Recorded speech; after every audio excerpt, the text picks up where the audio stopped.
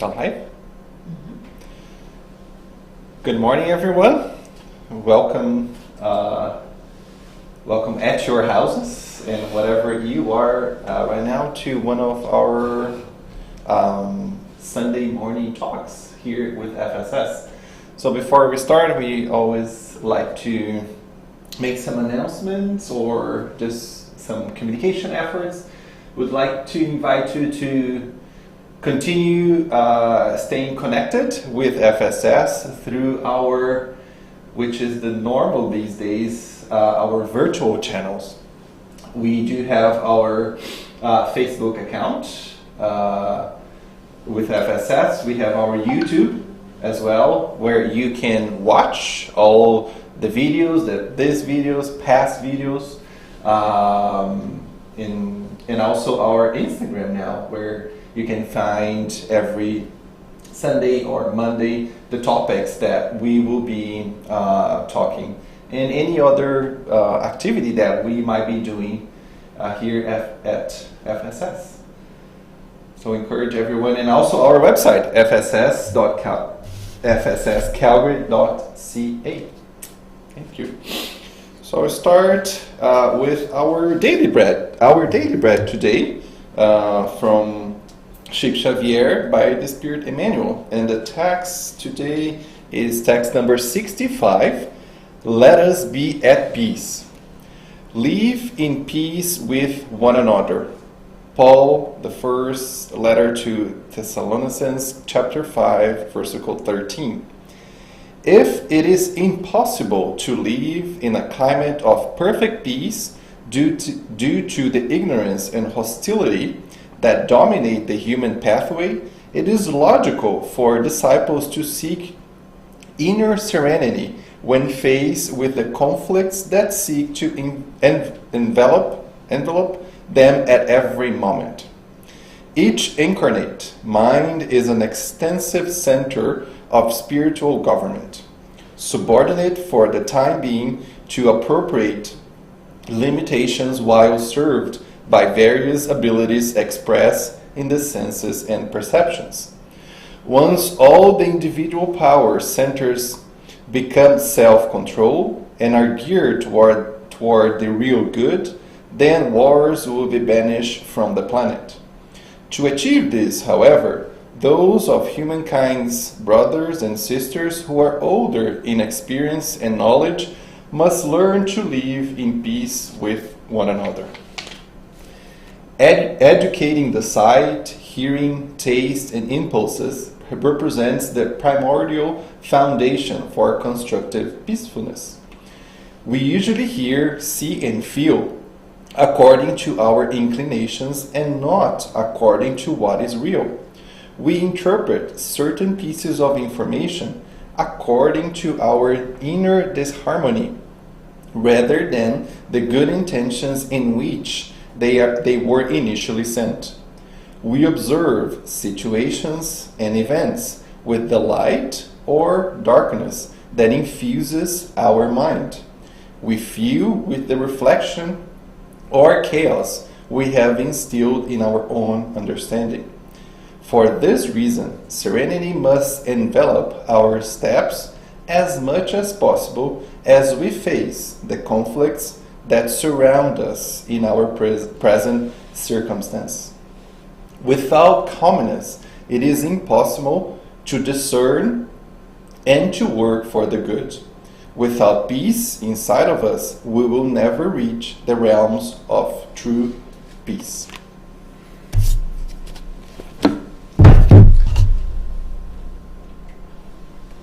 So let us pray.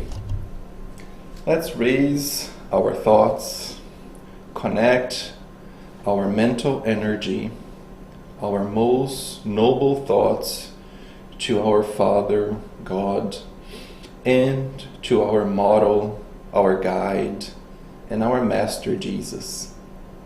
As always and usual, let's first be thankful for every single opportunity that has been presented and will be presented to us so we can continue in our path of evolution. Also, let's be grateful for this opportunity right now where we can expand a little bit of our knowledge. We can reflect with the words from Jesus, with the help of the Spiritist doctrine, to help us understand exactly how the message can translate into our own life. Be grateful as well for this second home of love, this home that has been shining a light within ourselves and within our brothers and sisters here in this beautiful city. Let's pray and ask that our guardian angels and the spiritual team that help us here at FSS to enlighten us, to help us with reflections, and to help us bridge the gap between all the knowledge that we are acquiring to translate it into our feelings, so we can practice and live by the words of our Master Jesus. May we have another blessed Monday morning with knowledge that will help us in our moral evolvement. So be it.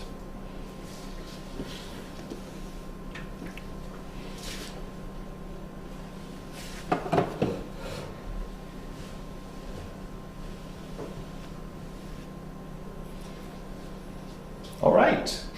So today we will be talking about the lightness, how light and how serene is our journey in the moral evolvement, in our evolution journey, and how important it is for us to take into consideration the serenity, peace, calm, and lightness when going through this journey, not only within ourselves, but what is happening around ourselves, especially these days.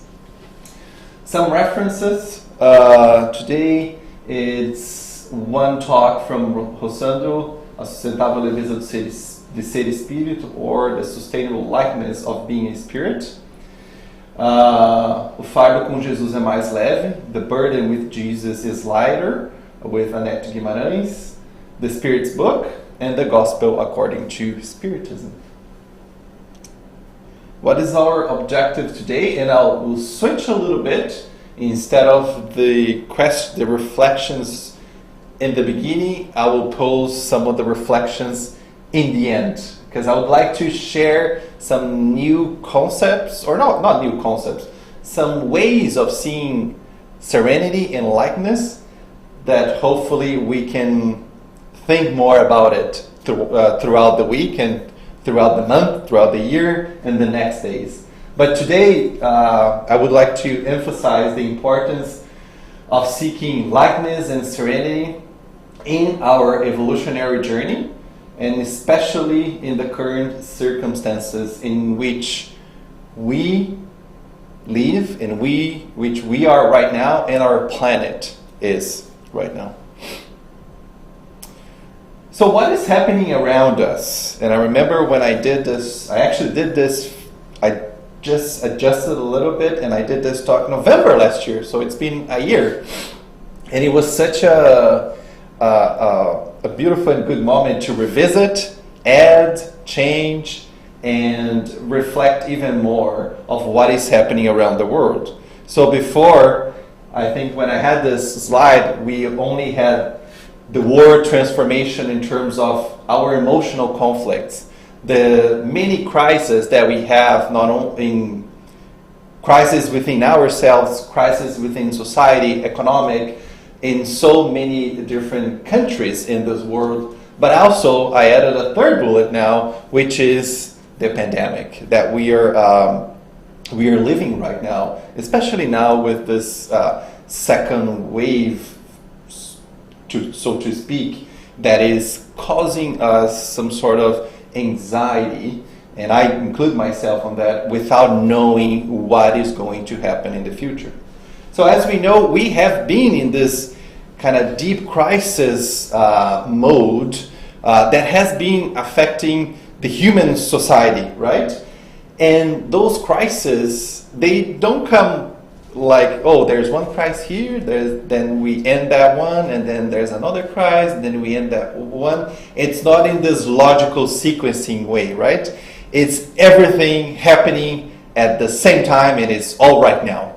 We have been bombarded with so many challenges of this world of trial and expiation, going through or going towards a word of regeneration, which has been causing a little bit of anguish, right? A little bit of anxiety in our lives, and are generating a lot of questions, right? We have been posed, and we have been seeing so many questions, but we don't have a lot of those answers yet.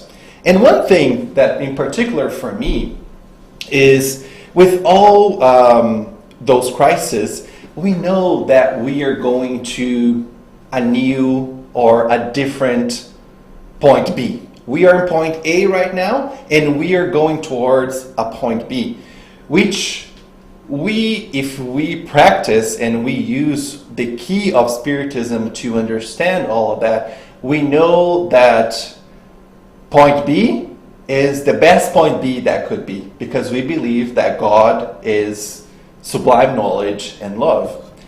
But thinking about me, and maybe you watching might feel the same, I keep asking myself, why people don't get this point B? Why people don't change, right? Why sometimes if something, a behavior or a pattern that is not acceptable anymore, and we are invited to adopt this new point B, this new future, why don't we just change? And we can take it even within ourselves. If we know that a pattern in ourselves is not the one that we are invited to practice, or even is not according to the divine laws, Luis, why you don't change? Just change, for God's sakes.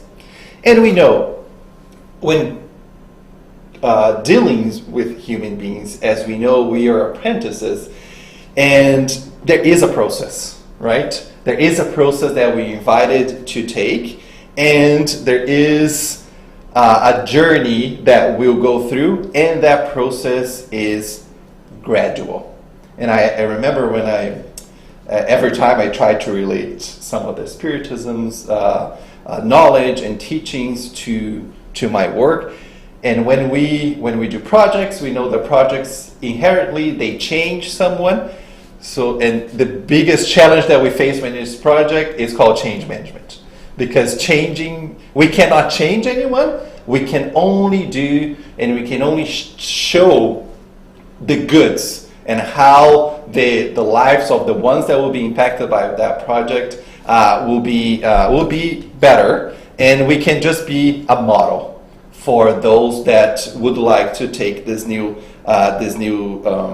stance. So there is this constructing process where the old, that can be the old world or the old self, will be replaced by the new one.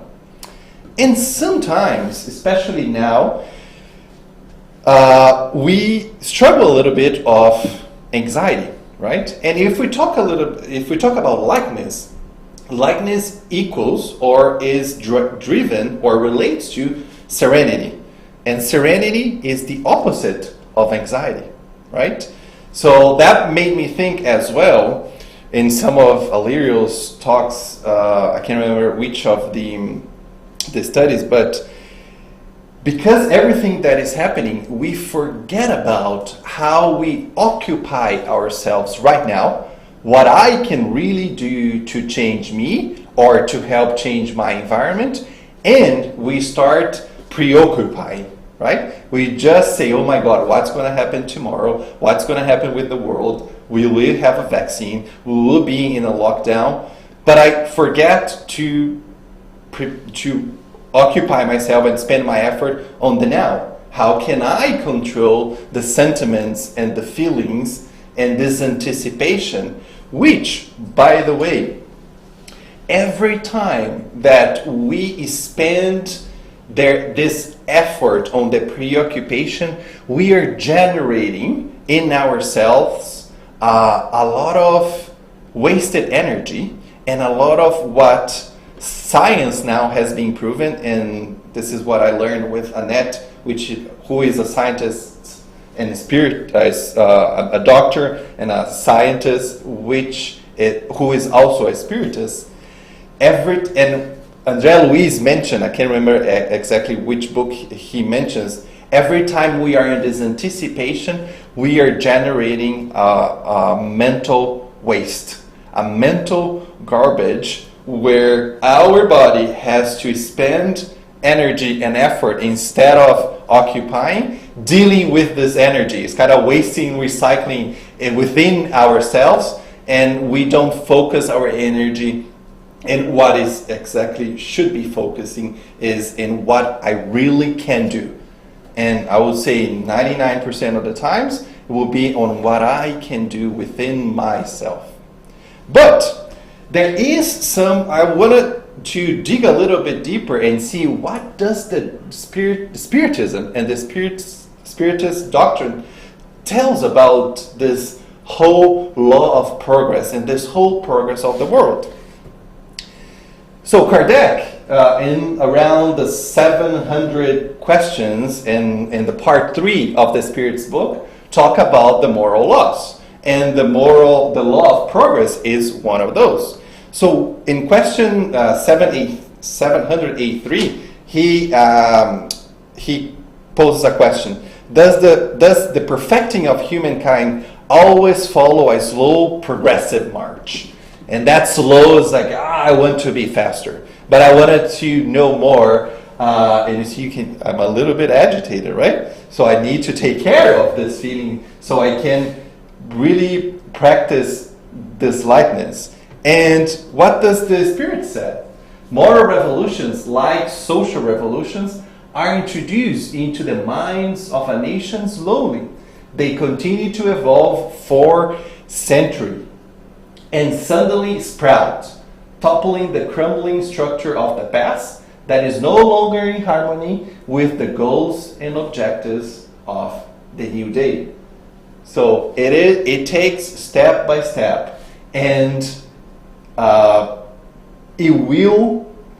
evolution that starts with the intellect will replace this old self, old state, to what is more in harmony, and in harmony we can interpret according to the divine laws with these goals of the new day. And he continues, human beings often perceive only the fleeting chaos. It seems that Kardec was here with me today, or with the spirits right now, telling us that. And confusion that affect them in their material interests. But those who raise their thoughts above themselves admire the divine planning that brings good out of evil. Such commotions are like a storm that purifies the atmosphere after disturbing it. Once I remember Alirio has a great talk about the transformation of the world, and he uses the example of not a disease, but something that first needs to burst. I don't know how to say furúnculo in English, but first you need to burst all the impurity for then the body to heal and to reach a better state. So, and just as we know, we have today the world disruption is being used so many times. Everything has been disrupted. The business has been disrupted. Our life has been disrupted. Society has been disrupted. We are invited every day so we can think about ways so we can disrupt another thing. And that disruption does not only happen around us, but that disruption happen within us. Remember thought and life and our patterns of thought that we have been cultivating throughout our incarnations. That also is being invited to be disrupted to achieve a better pattern. A pattern that is more aligned with the divine laws, and a pattern that can help me to be a better person. But what is the reason in this whole disruption, pandemic, crisis, and challenge that we face? What is the reason for lightness and serenity in this whole context? So lightness, as I mentioned, is so much related to serenity, the opposite of anxiety, and is this ability to be in front, within everything that is happening, while maintaining our calmness, while maintaining our serenity. And as we know, there is a whole discourse today that we've been bombarded with information saying that the world is unviable anymore. It's not worth anymore, or don't bother do anything because things are so bad that there's no cure, or there's no solution, right? And sometimes, remember again, Emmanuel with his wisdom, in this market of ideas. We are in a market of ideas every single day. And in this market of ideas, we have been bombarded, right, with this message that is not worth doing anything more because the world will end.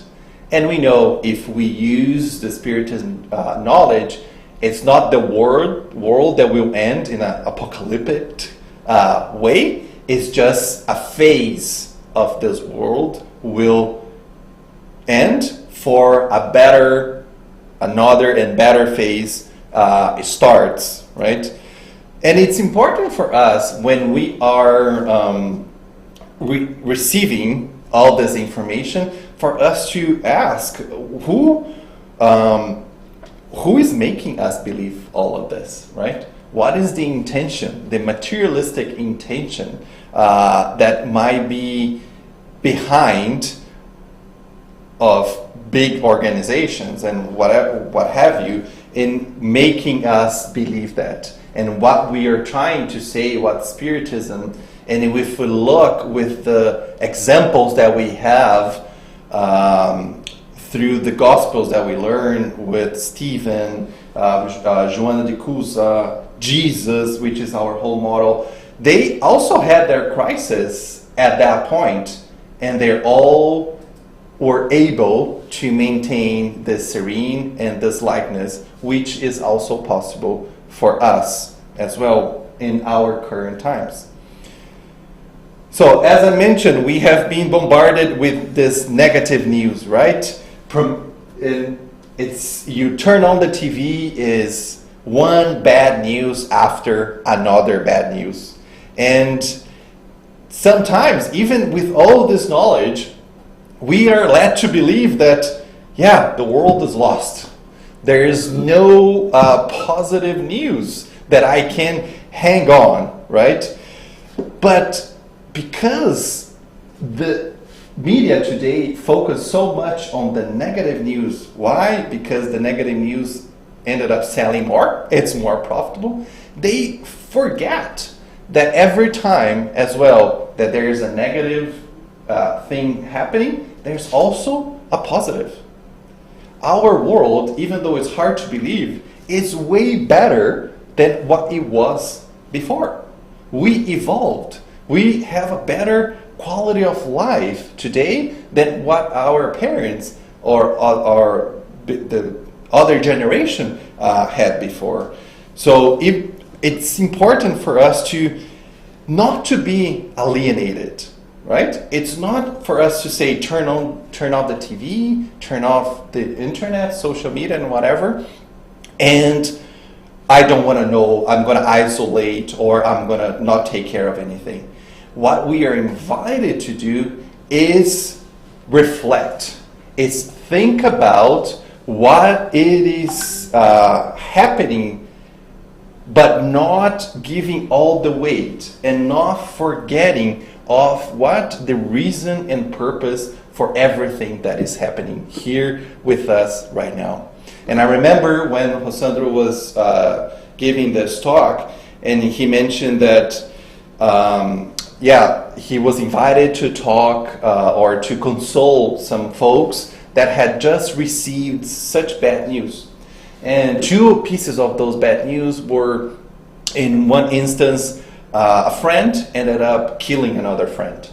And another one, a mother, ended up killing the child. Those are tough. I can't imagine the pain and the suffering of those impacted by those news. But it's important to play or to put another lens and say those are one instances that happened. But if a friend, he was saying, I cannot believe that friendship is translated in that murder. I chose to believe that friendship is that family that we chose. That friendship is that brother and sister and that neighbor that will be there for us, right? Even though there is one negative news, but friendship is way more than that. And that news cannot dictate the whole friendship or the whole aspect of friendship. Same way of a mother. There is a sad case on that news that a mother took the life of the son. But how many mother and fathers wouldn't give their own life to save their son or their daughter? So I chose to believe that that news does not represent what motherhood or fatherhood mean. So it's important for us to take that same lenses so we can live a lighter or a serene, take a serene instance to those facts that are happening. And I think there are two invitations within this bombarding news of bad news.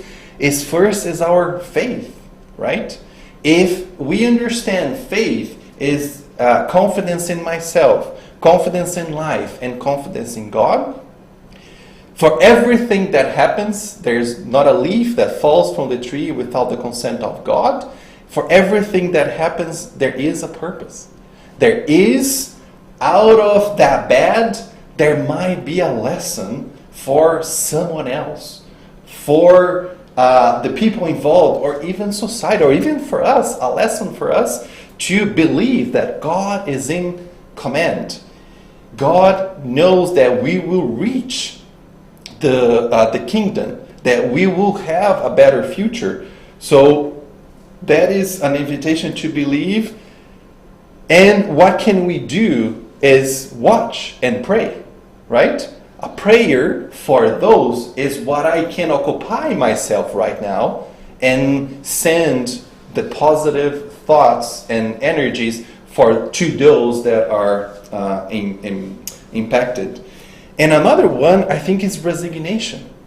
This virtue that is the consent of the heart is, I know that has happened, and again, together with faith, I believe that God is still in command, and there is a future for that, and there is a better future for that. And also, in that market of ideas, sometimes we tend to be a little bit, we blame the external environment because, I got that influence. I was next to someone that was very negative or always talking about negative things. But what about if we flip? What about myself? What happens the same way that I can overflow joy, I can overflow patience, I can go on the other way around. If I am so stuck on the negative side of things, I can also overflow negative things.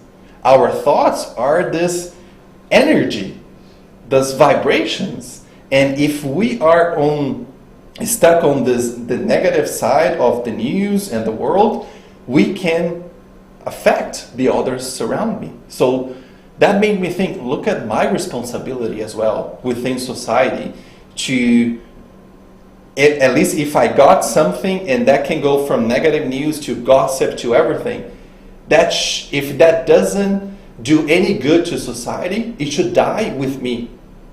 I'm invited to not propagate this whole thing and influence the ones surround me. So it starts, as we always say, it starts with us.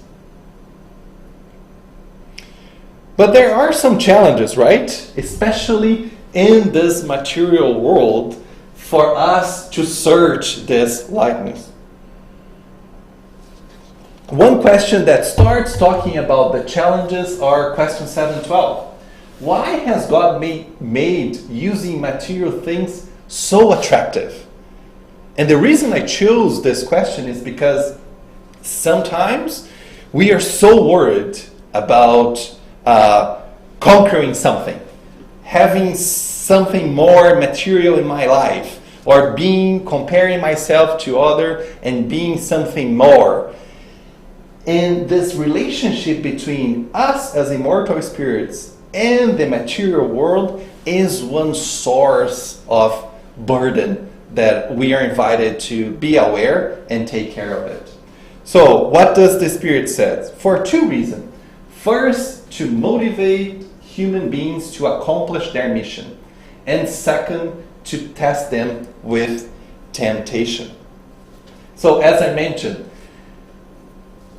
this difficult of lightness, it comes because we live in this society that we create this overexcitement of consumption. I need more. I need more. And when I don't get that more, I feel bad. I feel that I don't deserve. I feel that I'm less than someone else.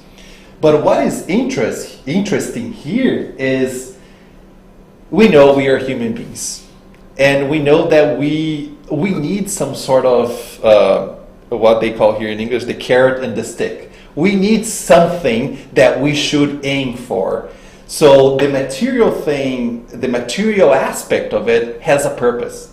Otherwise, if we didn't have this desire and this wish to achieve something, we would just be stuck. And progress would not exist. However, what is the invitation here is that, yes, we should aim, we should look for achieving whatever it needs to be achieved, but with balance. The circumstance should not overtake what is essential. That is us evolving as an immortal spirit. So this first step, this desire to accomplish something, God, with his pure knowledge, he knew it, right?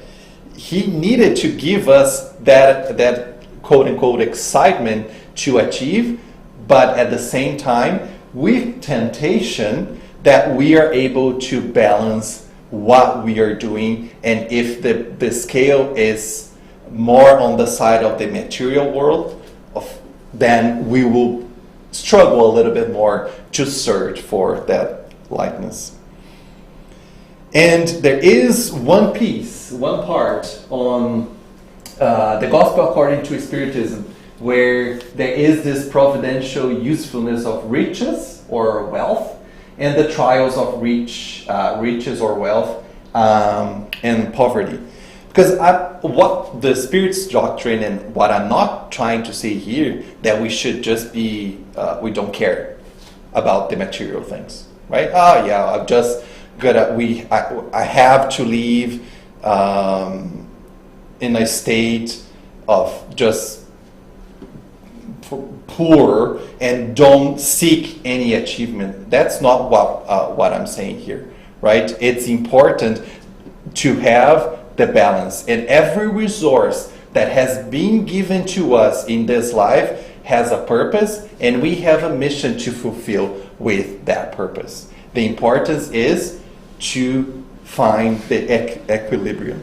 And in that piece, the Spirit says, the activity required by these endeavors, or endeavors that we take or with science, with knowledge, and to achieve something, has increased and developed our intelligence. And this intelligence, which we have concentrated primarily on satisfying material needs, will help us later on to understanding the greater moral truths.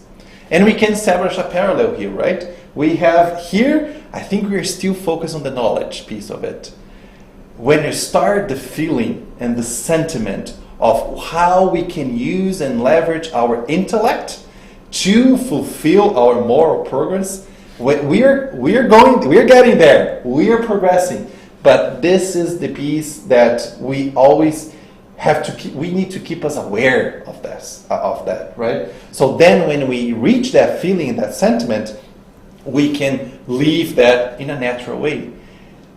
Intellect always follow the moral progress. It always will come first, but we will need to bridge that gap, and we need to make sense of all of this knowledge that we are acquiring and achieving, so we can use for the benefit not of our being right now, but for our material, our immortal spirit.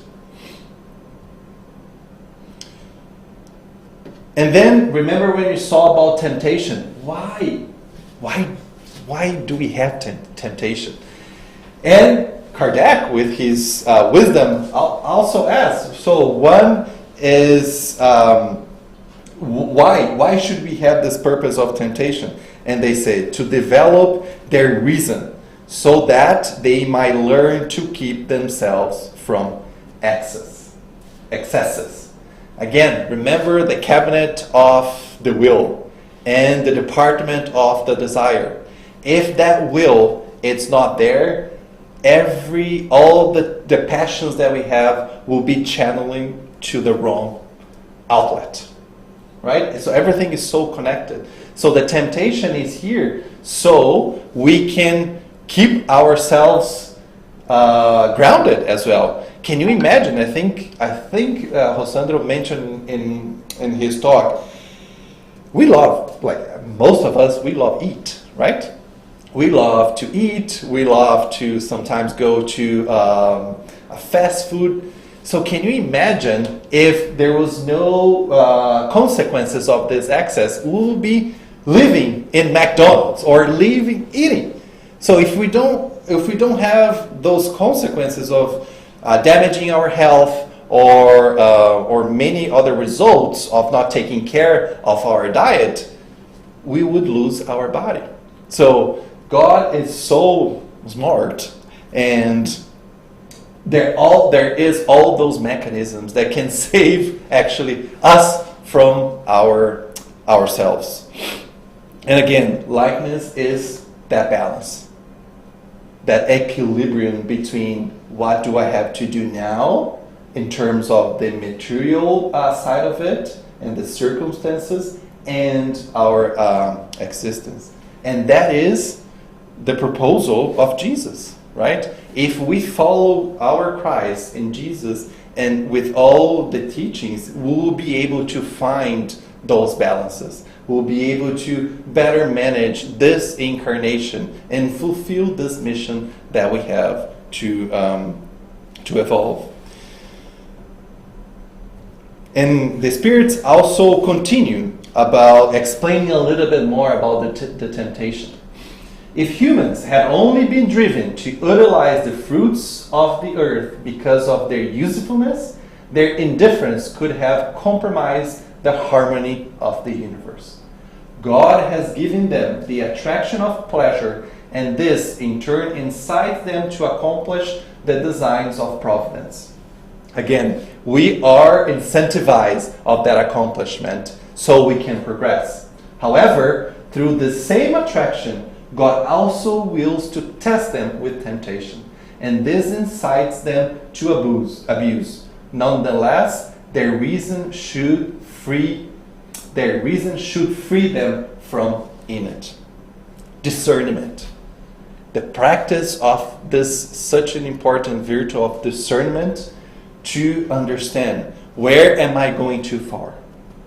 Where is the thing that I might be putting too much weight right now that is not helping me as an immortal spirit?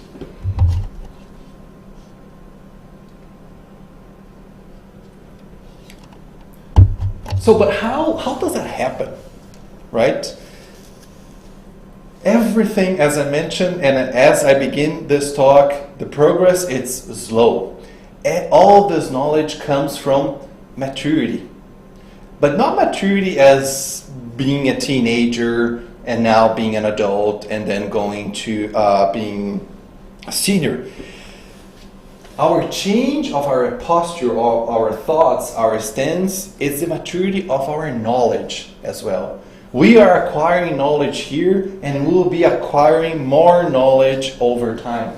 And as we develop that over time, we will be able to use better our reason. We will be able to bridge that gap between knowledge and sentiment and feeling, so we can understand more the vicissitudes or the challenges of our life and how those challenges can help us and has a good result, even though that challenge might be generating some pain, and we'll talk about pain in a little bit.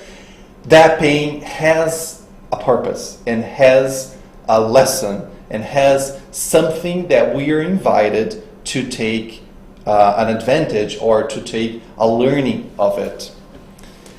That maturity also helps us with what Joanna says, that is our detachment, right? There is the detachment of the material world. Sometimes when we put our mind into, I need to acquire that car, that house, that job, or whatever, if I don't get it, that's a burden. I'm sad because I didn't get it. And if we think about it, that is all a voluntary burden. We chose that. We chose to put our effort and our life to achieve that thing. God doesn't say anywhere that we need to have car X, profession Y, or house B. It's about us choosing to go through that path. But it's not only when we say about the material things. It's also how we react to situations, or how we react to sometimes some insults and some challenges or things that others might do to us. An example: sometimes I might receive an offense or saying, "Oh, Luis, you don't know," or "You're not a good professional," or whatever. I might be feeling underappreciated, right? How I react to that is another detachment that I'm invited to practice. Because if I say, "Oh yes," then my own self awareness and my I can't remember the word in Portuguese and English, but how I start treating myself and say, "Yeah, Luis, what the other person said, you're not good, right? You don't deserve this, you don't deserve that." And then I start putting all the weight and all the weight and the value on that opinion towards me. But is that truth? Do I really feel that is true? Should I take that insult or whatever that other person did into consideration? So I think there is an exercise of humility first to say, okay, is there any truth in what that person said? If there is, okay, maybe I need to practice something. However, if I am self-confident and I know there's no truth, there's no reason for me to be sad. There's no reason for me to be burdened by that comment, because that is false. So the weight that we might, or the worry that we might put towards insults from we invited to evaluate ourselves. If that is false, that is not true, there's no reason for me to feel the burden. There's no reason for me to lose my serenity, my peace, because that is not true. And I remember Sonia made a comment that time, because Alberto Almeida, when he came here and he talked about our inner child and our heart child, he said it's what we are invited to think about when we receive that insult. It's not what I do to myself with that. It's what I decided to do with myself with what the others did to me. It's not what the others did. It's I take that thing and I am the one that has the only power to decide, okay, what do I do with this? Let me evaluate this. Is that true? Yes, okay, let me work on it. Is that not true? No burden. It doesn't. I should not take into consideration.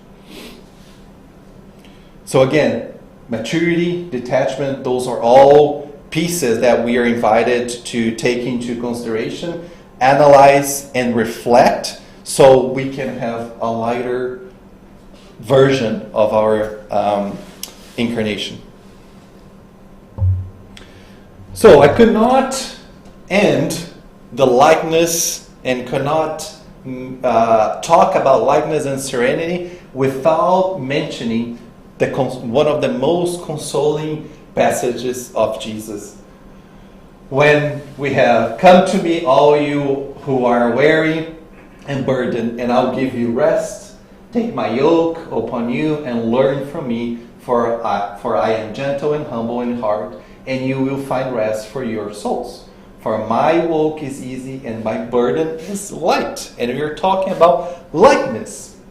So I found this talk from Annette, which I mentioned before, who is a scientist. And she uses a scientific explanation about how on earth, and biologically, scientifically, the burden with Jesus is light. And to use, instead of burden is light, how can we say that if you're carrying 50 pounds, if I'm carrying 50 pounds with Jesus, is lighter, it's less than 50 pounds? How?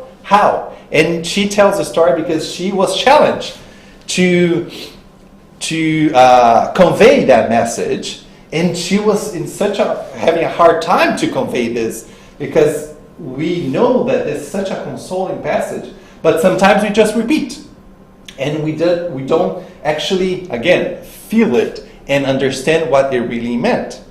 So I'm going to try to explain, use her words and her theory or her explanation, and how exactly, what happens in our whole body that makes this burden light. First, we need to understand pain, she says. And that was her aha moment when she was going through school, and she was at a pharmacology or a pharmacy or class about how to treat pain. So first, we need to understand that pain is not a sign of a disease. It's actually the opposite. Pain is a sign of health. It's a sign that our body is healthy. Because if pain was a sign of disease, pain would be categorized as a pathological sign. One example that explains why pain is a sign of life. For example, a kid or a baby has an ear infection. What happens? That baby will start to feel pain and cry. So that cry and that pain is to indicate something is happening, I need attention. So the mom and the parents can take that baby to the doctor, and the doctor will treat, maybe it's an infection or something. But it's not the pain that characterizes the infection. The pain is just an alert. Hey, body, something is happening.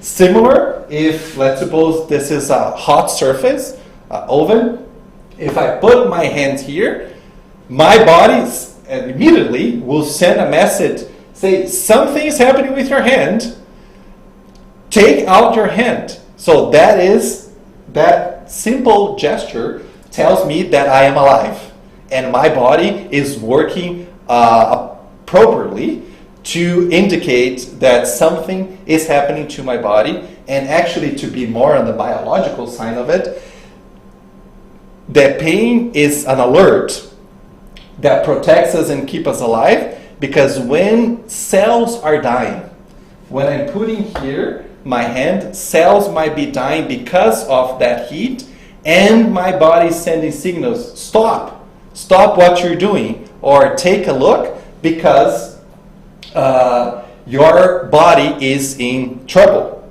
right? So there is an alert that there is some inappropriate action that's happening with our body, and we need to take care of ourselves. Pain is a vital sign, and pain protects us and keeps us alive. But do all people feel the same pain? Some people are more, like a little bit more dramatic. We have maybe a headache and we are yelling, or others. So some people feel less or more. So, but why? Why I am more a drama queen or the other is not? How do we explain that? So there is a biological mechanism which controls the pain that we feel. And it seems, I'm going to catch the point. She says, patience is a virtue. So there is gate control. So that gate is where I put my hand here.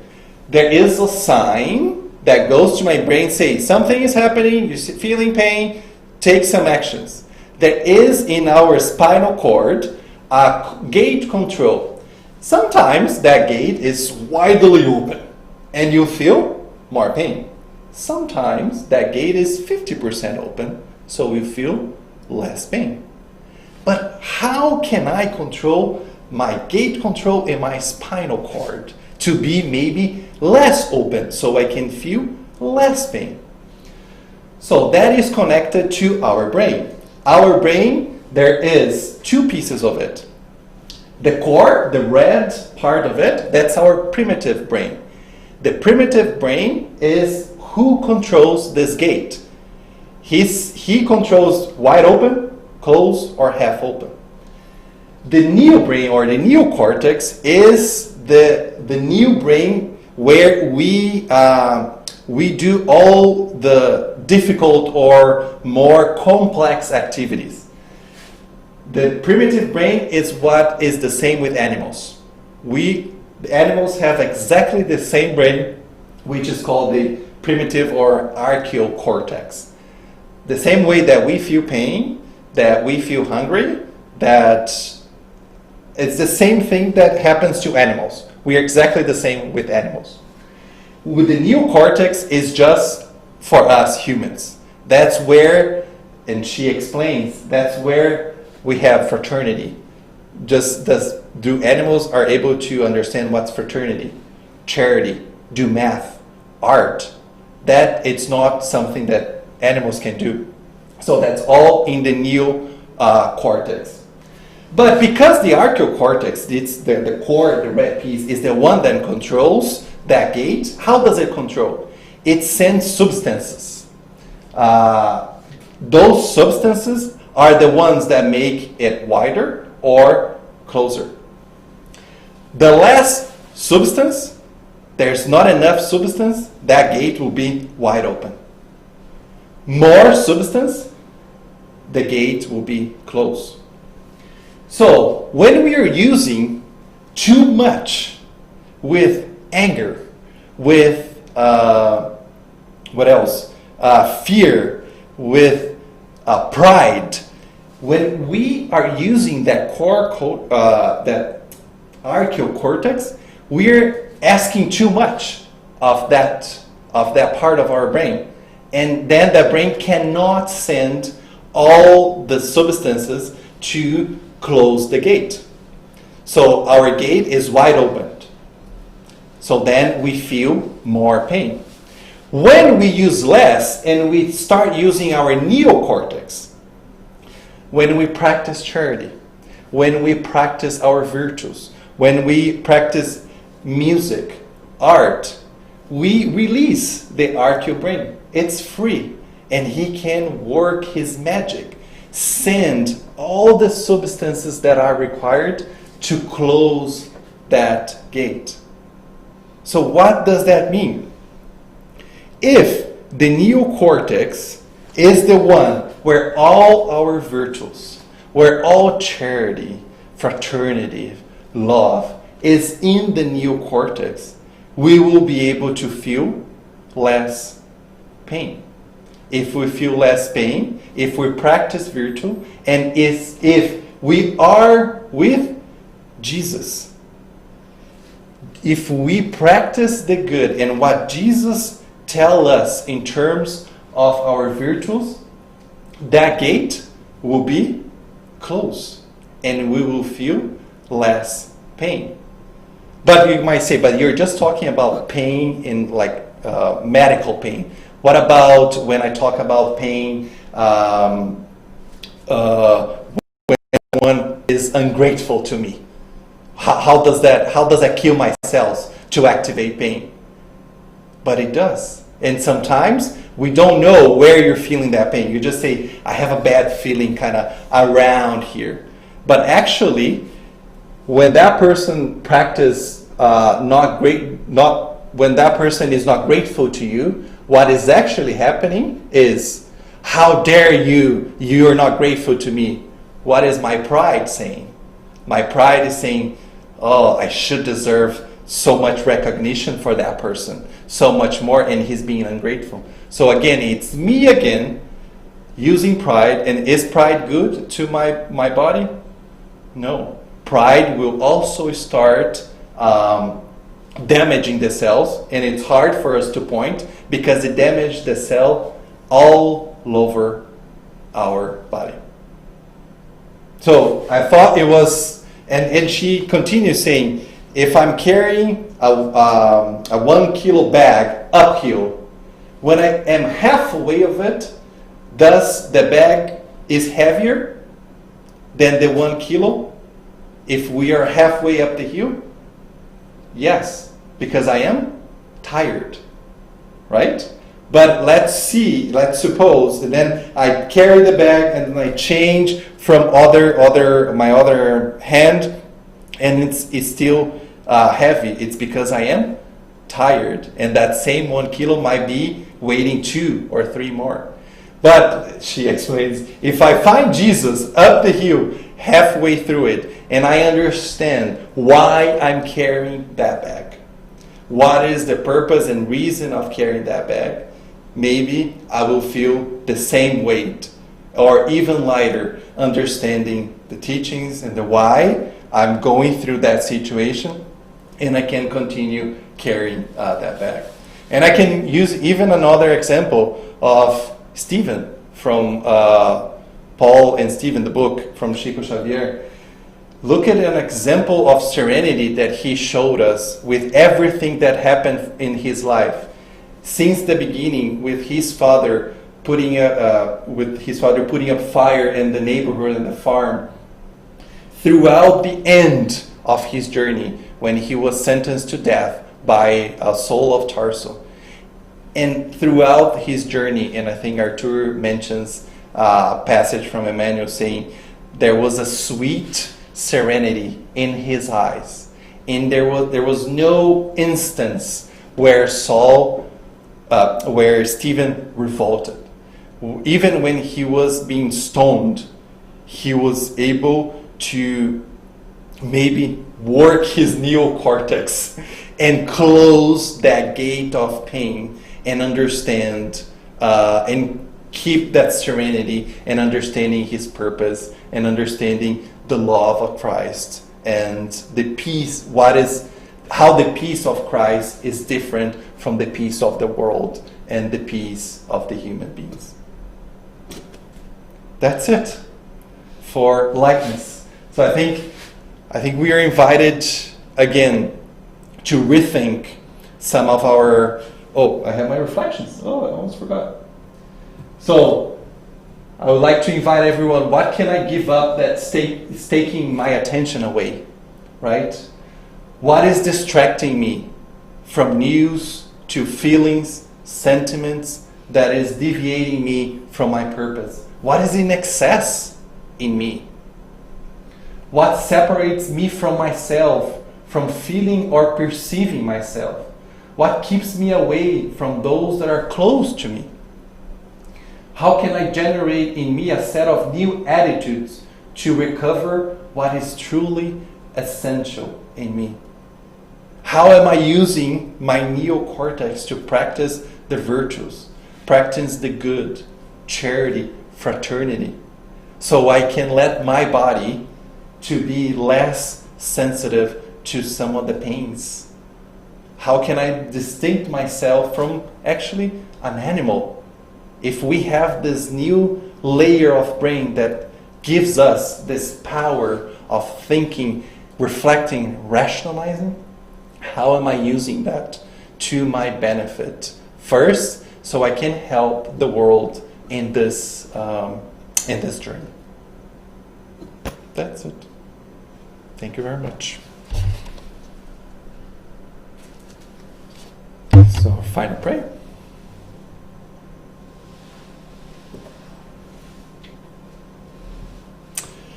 So again, let's raise our thoughts, connect to our Father, to our Master Jesus, and our guardian angels, and reflect, how am I reacting? How am I reflecting to everything that's happening around me? Am I practicing the faith that Jesus and God has been inviting me to practice? Believing in God's providence, that there is a better future, that there is a future that all of us are destined to achieve. Think about how I can use this knowledge to practice a little bit of more serenity, step by step, believing in the progress of ourselves, which will help the progress of the entire humanity. Be thankful again for this opportunity. Be thankful again for this house. And pray that we will be able to have a blessed Sunday. A Sunday where in the situations, not only a Sunday, but a journey where the situations that might impact me, that might impact my serenity, impact my lightness, my meekness, how am I going to react in a different way? Taking, for example, that we just talked about Stephen and so many others, including Jesus, that has practiced the serenity and went through all the challenges of the incarnation with this light. May we come to Jesus. Jesus is there for us, and it's up to us to rise and walk towards Him so we can find that lightness. May we have a blessed Sunday and a blessed week. So be it.